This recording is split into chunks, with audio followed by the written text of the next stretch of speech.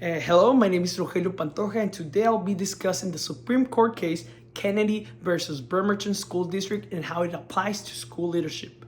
This case involved Joseph Kennedy, a high school football coach who prayed on the field after games.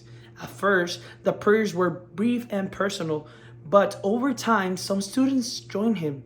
The school district became concerned that this could be seen as school-sponsored religious activity and asked him to stop. When he refused, he was placed on administrative leave. The Supreme Court ultimately ruled in his favor, deciding that his prayers was form of a private religion expression protected by the First Amendment, as long as it was not part of his official duties and did not pressure students. To me, this case is important because it reminds school leaders that public schools must remain neutral toward religion. Schools cannot promote religion, but they also should not be hostile toward it. As future administrators, we have to protect both individual rights and the safety of the school environment.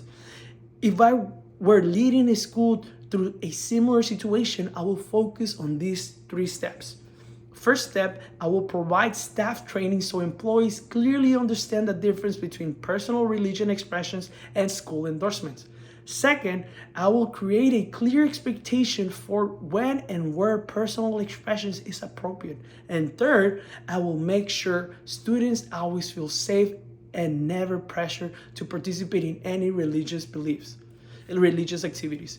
As a math teacher, this topic connects to me personally. I'm Catholic, and although I have never intentionally tried to lead students toward my religion, I have mentioned that I'm a person of faith who is trying to be the best person I can be. Throughout the year, students have asked me questions like, what happens when we die? Whether there's a heaven, or they have mentioned that they believe in Jesus Christ. In those moments, I always try to stay professional, respectful, and unbiased.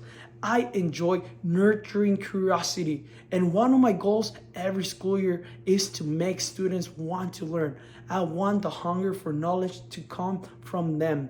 This case also connects to democracy, individual freedom, and responsibility. People have the right to their beliefs, but educators also have the responsibility to use good judgment because students are always watching us. That is why ethical behavior and character education matter. Schools are not just places for academic learning. There are also places where students learn respect, empathy, and how to live with others who may think differently. Overall, Kennedy versus Bremerton School District shows that schools can respect religious freedom while still protecting students and maintaining professionalism.